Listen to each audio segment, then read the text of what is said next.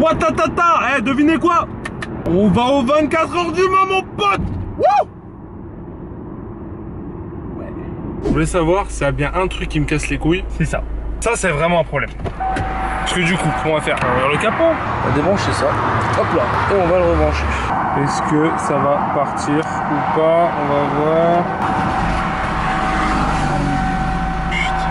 C'est vraiment bien ça. Ce soir, je vais pouvoir rouler quand même. Hein. A few inches later. Et on est reparti, mon gars. Bon, en tout, vous, ça a duré que 30 secondes. Mais bon, voilà, c'est toujours là. Hein. Voilà. Bon, encore 1 heure de trajet.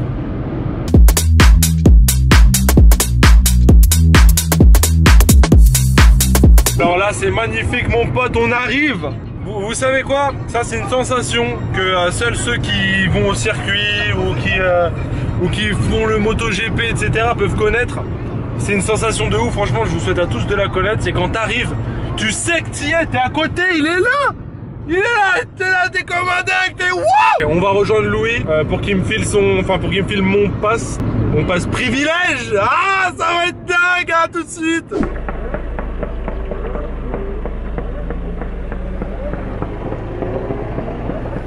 Je sais pas si on va entendre, mais mec, ça fait du bruit. Watata, watata, watata, watata. Donc là, qu'est-ce qui se passe? On est bloqué. En fait, je vais essayer de bien vous montrer. En gros, là, on est là. On est dans un rond-point, bloqué, et on entend l'érupteur. Et derrière, pareil, c'est la guerre. Et moi, j'ai Louis qui est tout au bout de cette ligne droite, là où il y a le circuit. Et ça fait un moment que je suis là quand même. Hein. Toujours en attente. C'est très bloqué. On est vraiment du genre bloqué quoi. On se décale. Oh, c'est pas une moto ça, c'est une merde. On accélère.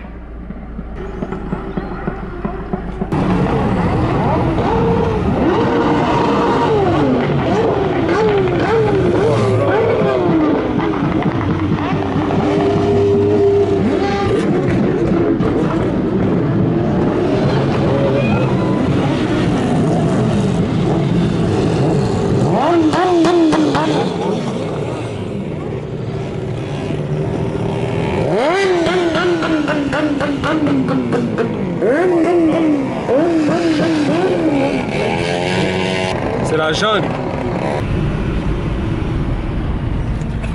Excusez-moi. Tu vas là-bas? Ouais, au musée, oh super. Vas-y, j'y vais aussi. Oh, c'est génial, merci beaucoup. Hein. C'est super sympa. Eh, pas de soucis. Ah ouais, j'essaie de toper une place à pas cher là-bas. Je me suis dit peut-être qu'à l'entrée j'en aurais une. Cool. Ah mais c'est un peu galère. Et les gens ils ont peur, tu vois, ils doivent se dire ah c'est qui bah. Ouais, non, on est au 24. Ouais, On est au 24 heures, ça va, on est pas entre. Les motards bordel. Mais bon, il y a tellement de loustiques un peu zarbe. Ah, c'est clair. Ouais. Super cool en tout cas. Ouais, pas de soucis, mon gars. Maxime, merci. Hein. Voilà, à la prochaine. Hein. Ça y est, je l'ai enfin trouvé. Enfin. Donc là, c'est bon, on a récupéré le badge qui est là. Mais c'est mes vraies informations dessus, du coup, vous pourrez pas les voir. Lui, il les a vus par contre. Voilà, et bah, il aura son Instagram dans la description et sur mon Instagram aussi. Là, on est dans le tunnel. Vous vous rendez compte? Un endroit quand même. Que c'est beau. Qu'est-ce que c'est beau. Qu'est-ce que c'est beau. Regarde ça, regarde ça. Aïe aïe aïe. Qu'est-ce qu'on est bien. Voilà, t'es royal. Bon, on est quand même super bien. Et tout ça, c'est grâce à Louis donc. Ça fait plaisir. C'est que le début. Et c'est que le début, ça va partir au coup, ça va partir au coup. Ça y est, on y est enfin. Donc là, il y a Louis qui est avec le Big Boss. Et en fait, c'était pas prévu. Normalement, moi, j'étais censé arriver que demain. Il m'a négocié ça. Et mon pote, je vais à un endroit que t'es pas prêt d'oublier. Que moi non plus, je suis pas prêt d'oublier. Quelle année tu y allais? En 96. J'avais 12 ans. J'avais 12 ans. Pourquoi tout de suite le jugement T'es allé? Ouais, mais faut l'affiner, mais moi, c'est en attendant de pouvoir acheter un là-bas. Nous on y a été. On y a été. On y retourne l'année prochaine. Sur internet. Je l'ai quand même payé 5 €. Ouais, c'est quand même. Regarde. On y a été. Magnifique. On y retourne. Le pire, c'est qu'on dirait un vrai. On y retourne. L'an prochain. Ah oui. Il fête ses 50 ans. C'est pour qui? C'est pour YouTube. C'est qui? Salut YouTube. Salut YouTube. On vous passe le bonsoir et eux ils sont vraiment allés au TT et nous on y va normalement ensemble dans 3 ans. Je peux pas y aller avant, je me suis pété la colonne donc du coup je suis obligé d'attendre un petit peu. Ah oui, vaut mieux. Oh, détail.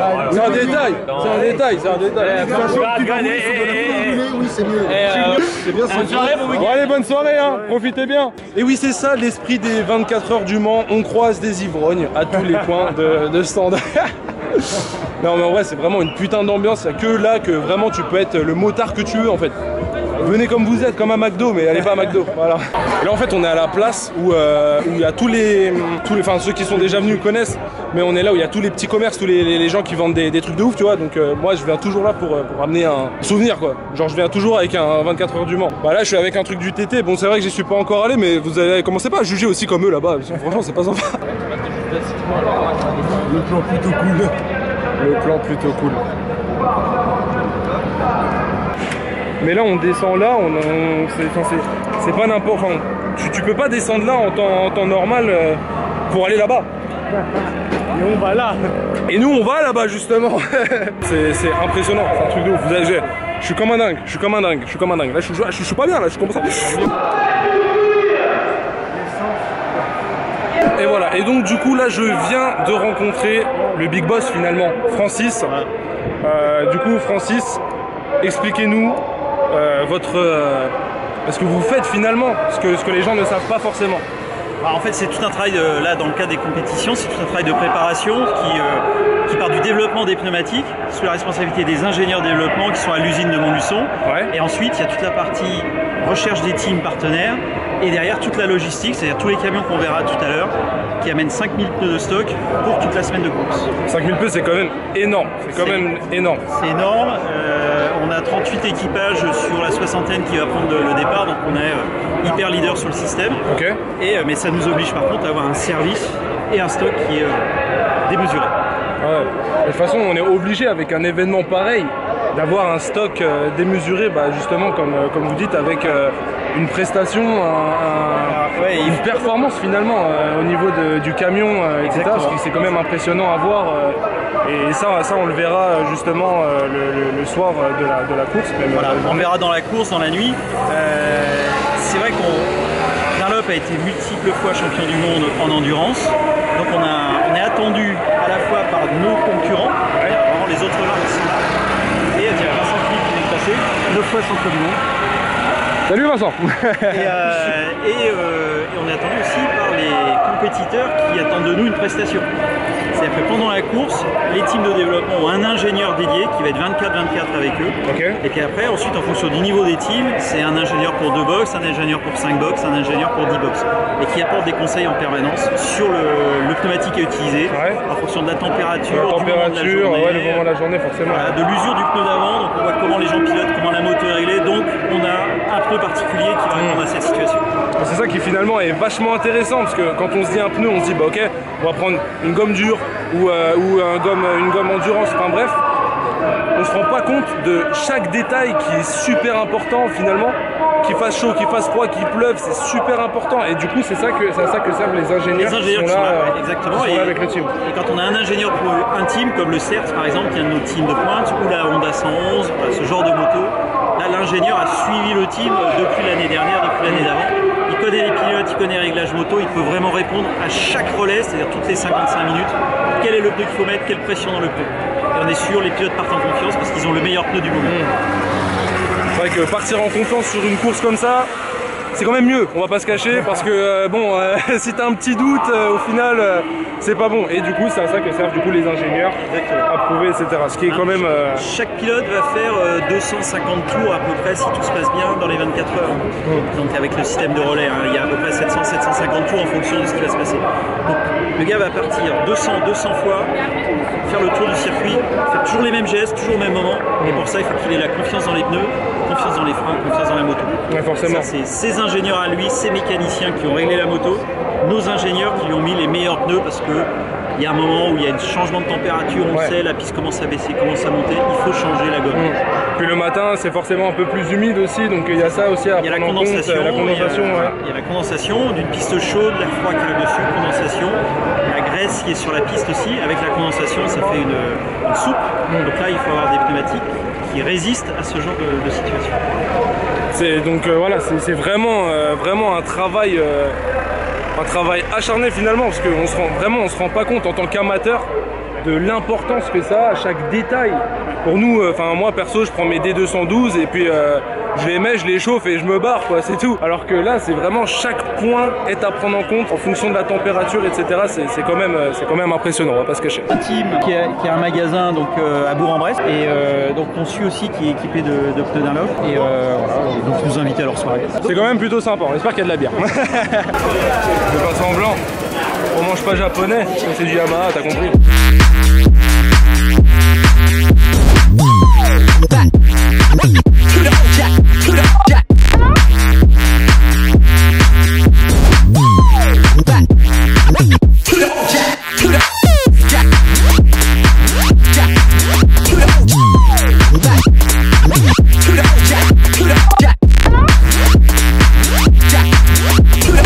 Qui l'eût cru? Nous sommes dans un stand en fait géré par la police. C'est quand même impressionnant. Team 202, c'est un team qui est géré par la police. Et dans les 3 pilotes, il y a 2 policiers et un civil. Et c'est quand même beau finalement ce rapprochement entre l'officier et le civil, surtout quand on roule en moto. C'est quand même parce qu'ils roulent très vite. On peut pas se le cacher. Sur la 86, ils vont vite.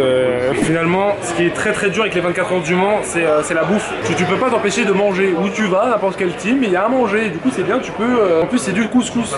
Ce qui est quand même plutôt sympa. Là on est bien. Regarde, c'est génial. Et on est chez Suzuki.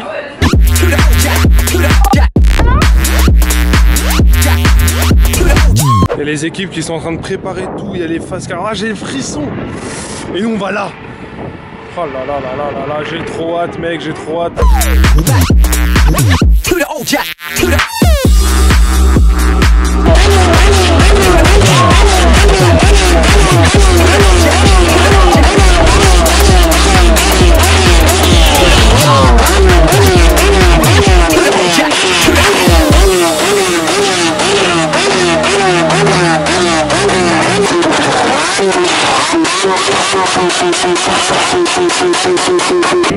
C'est n'importe quoi! C'est n'importe quoi, c'est des barjots! C'est des barjots! Ah.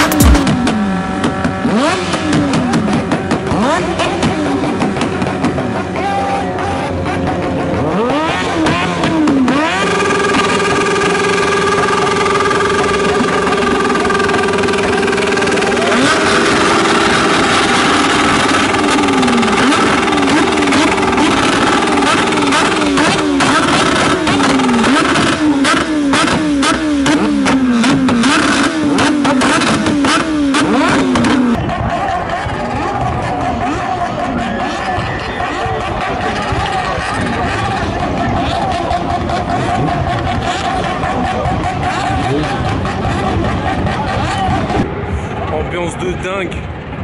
C'est incroyable, incroyable. Moi je suis tout seul et j'arrive à me taper des barres tout seul. Imaginez si vous venez entre potes.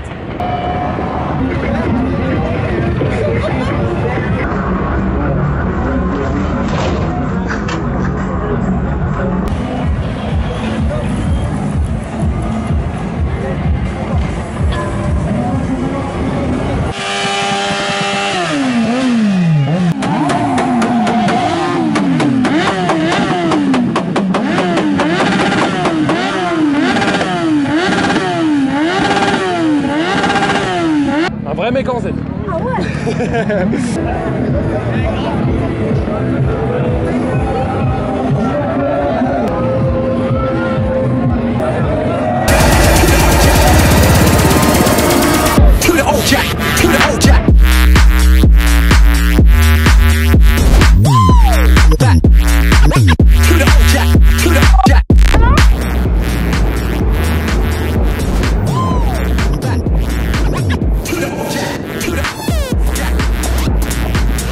Il y a quelques années, j'étais ici même pour le MotoGP 2017 ou 18 peut-être, je crois que c'était 17. Et j'étais juste là et je voyais Marquez, Rossi, Pedrosa et tout se passer juste devant moi. C'était incroyable. Là demain, ça va être fou. Ça va être fou, ça va être incroyable.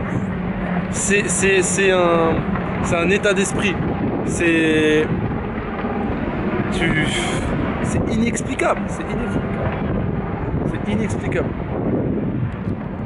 T'as vraiment le sentiment d'être au cœur du truc, tu vois, tu le vis vraiment, c'est un truc que tu vis vraiment. C'est un truc à faire, vraiment c'est un truc à faire. Là, vous avez le Team 212, donc de Dunlop, parce que Dunlop c'est des pneus 212, moi c'est ce que je mets pour faire de la piste. Je suis pas payé pour dire ça, mais c'est vrai, vous pouvez vérifier sur mes vidéos de circuit que j'ai fait. Et à côté, c'est la 50, partenaire Dunlop, qu'on allait voir tout à l'heure.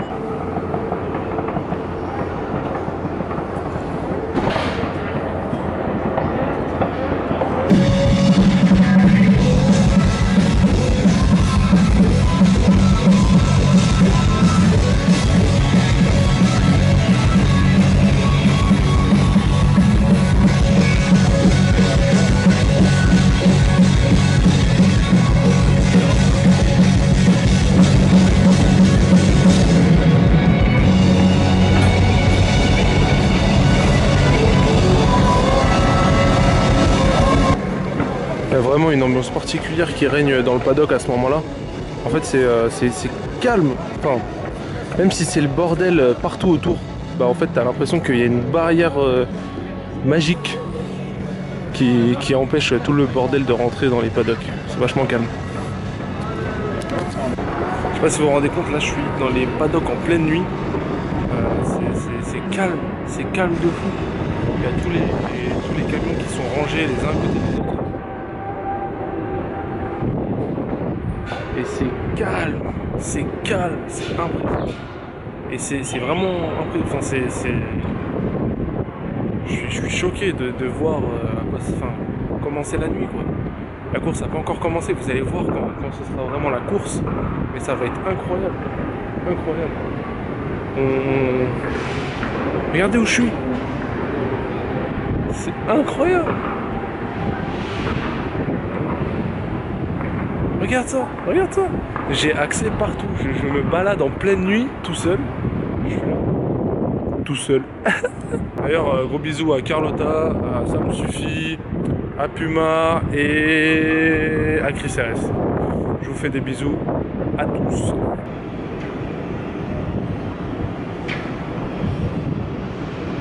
Ah bah tiens, Motor Event. On s'est vu tout à l'heure.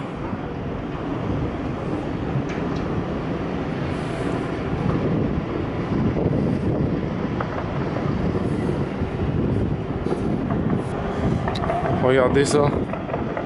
Regardez ça. Regardez ça. Oh my god. Oh, je suis obligé d'avancer là. Je suis obligé d'avancer. Oh là là. Oh my god. Oh là là. Oh putain de merde. Regardez. Regardez. Oh putain de merde. Je suis devant. Je suis devant. Oh, ça fait quelque chose quand même. Bon, merci d'avoir regardé cette vidéo jusqu'à maintenant. Il est minuit 32.